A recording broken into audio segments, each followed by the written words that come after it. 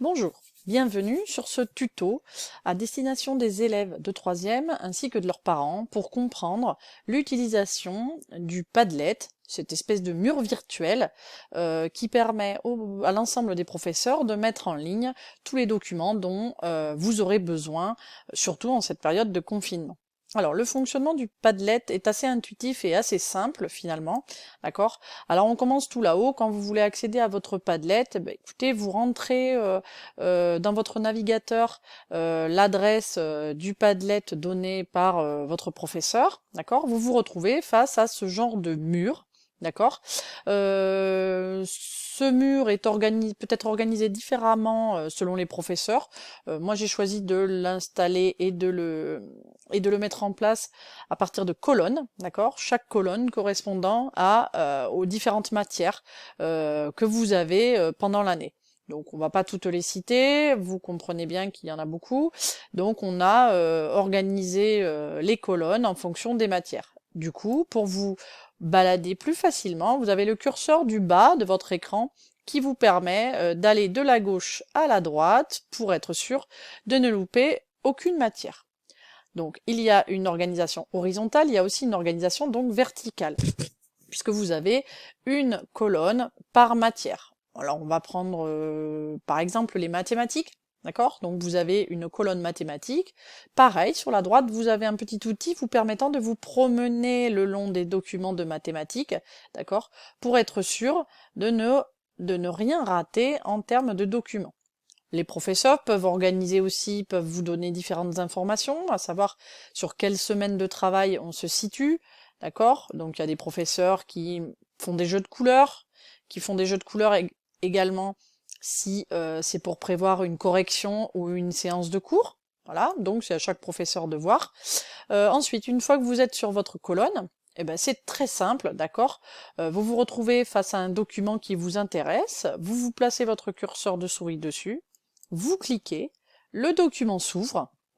Voilà, donc si c'est un document Word, évidemment, le document s'ouvre. Avec le petit curseur sur la droite, vous pouvez accéder à l'ensemble du document et à ses questions ou à sa correction. D'accord?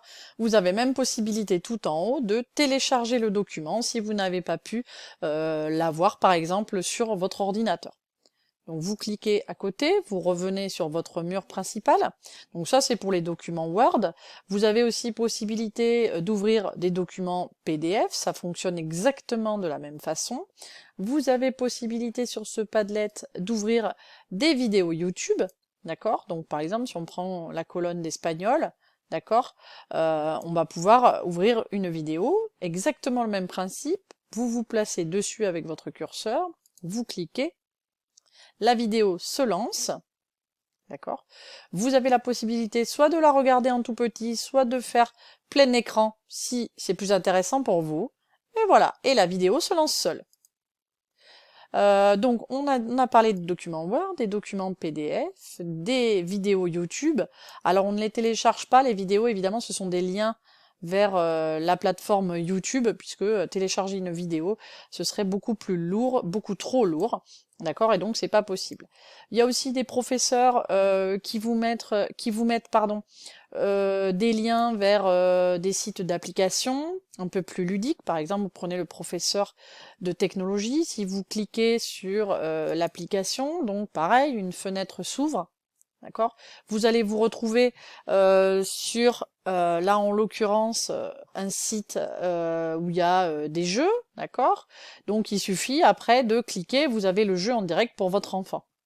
C'est exactement la même chose, d'accord. Là en l'occurrence, c'était Learning Apps. D'accord. Et puis, vous avez toutes sortes de documents. Donc ici, on a un document PDF, le professeur d'art appliqué. Donc c'est pareil, ça ouvre le document PDF, vous y avez accès. Et là, comme je vous ai dit, vous avez moyen de le télécharger sur votre ordinateur ou carrément de l'imprimer si vous voulez avoir le document pour travailler dessus. Vous ressortez. Voilà. Donc globalement, c'est comme ça que fonctionne Padlet. N'oubliez pas de vous promener à l'aide du curseur pour être sûr de ne pas oublier des éléments donnés par le professeur. D'accord. C'est un outil très pratique étant donné que, pour plusieurs raisons, on va dire. D'abord parce que l'élève a tous les documents de l'ensemble des professeurs sous les yeux. Deuxièmement, les documents sont en couleur. Et troisièmement, cela permet de mettre en ligne face à l'élève des documents beaucoup plus interactifs, comme les vidéos, les liens internet ou même des applications de jeu. Voilà pour le petit tuto, j'espère que vous en ferez bonne utilisation. Bon courage à vous, à bientôt!